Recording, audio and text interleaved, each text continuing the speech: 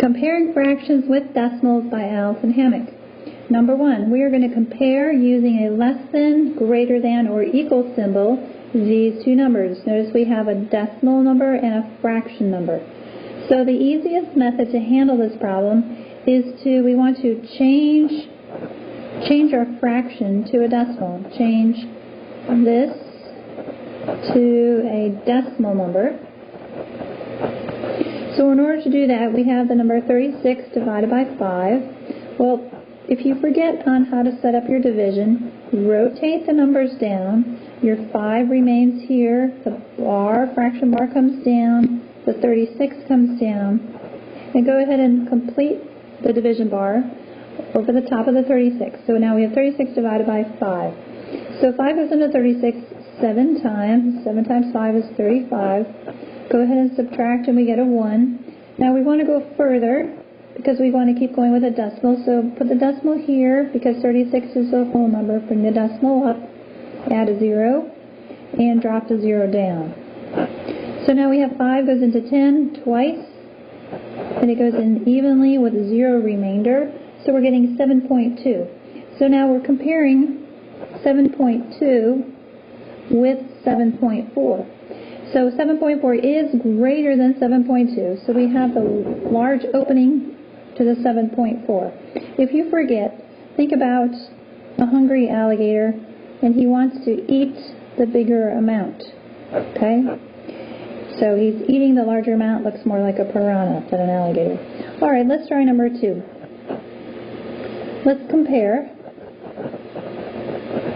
1.9 with the fraction 11/5. Okay, so again, it's easier to work with changing this.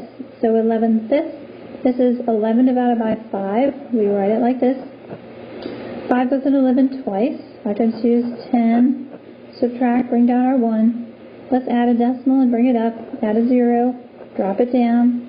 5 goes into 10 twice. Again with no remainder. So we have 2.2. So 1.9 is smaller than 2.2. So our symbol here in this problem is less than. Okay, let's try number 3. Let's compare the fraction 16/9 with the number 1.7. So even though the fraction's on this side, we still want to change the fraction to a decimal. So let's go ahead and do that work down here.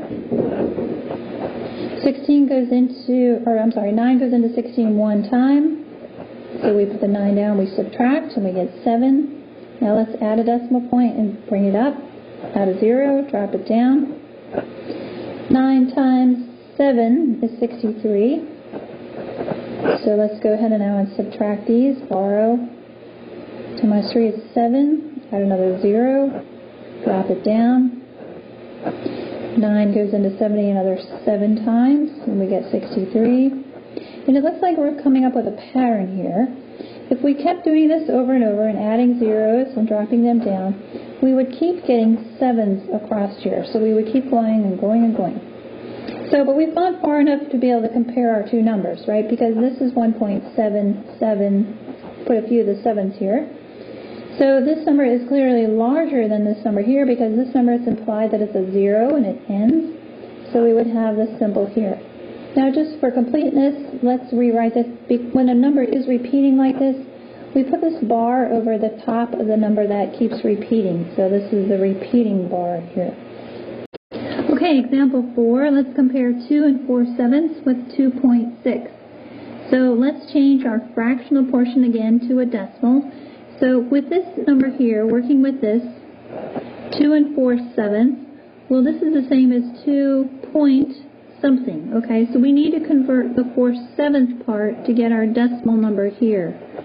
So 4/7, this is the same as saying 4 divided by 7, which if we rotate it down, the 7 will be here, the 4 here. So this is the math that we're going to do, 4 divided by 7. Now 7 does not go into 4, so we need to add a decimal, bring it up, and add a 0. 7 goes into 40 though, 5 times. So 7 times 5 is 35. Then we go ahead and subtract. Let's borrow here. Now 7 does not go into 5, so we need to add another 0 and bring it down. 7 times 7 is 49. We have a remainder of 1. Let's go ahead and add another 0. Drop it down. 7 goes into 10 just one time. We subtract to get a 3. So it looks like we're going to keep going with the math, but I think we've gone far enough. So now let's put this portion in with our whole number of the 2. So we have 2.571. So now what we're comparing is 2.571 with the number 2.6. 2.6 is larger than 2.571, so we need our symbol to be like this. So going back to the original problem, 2 4/7, which was a 2.571, is less than 2.6. Okay, our last example here is to compare a negative 0.64 with a negative 0.67. So they're both a negative, so now we need to think about the number line and where these numbers might lie on the number line. So let's put 0 here. So positive numbers would be in this direction. Negative numbers are going to be in this direction. So if I have a negative 0.64, it's not quite, let's take off the 1 there. Let's make the negative 1 way down here.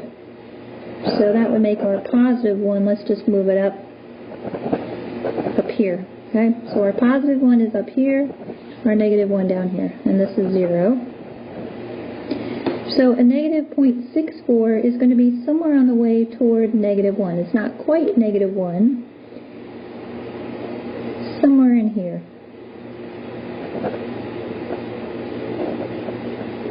But now when we look at this number here, this is actually closer to negative 1, so it's got to be somewhere on this side of the number. So when we're going to compare these two, we want to say, well, which one is closer to 0? This negative 0.64 is closer to 0, so that means that it's larger, because anything closer to 0 or bigger than 0 would be 1. So this number here is larger than the other number.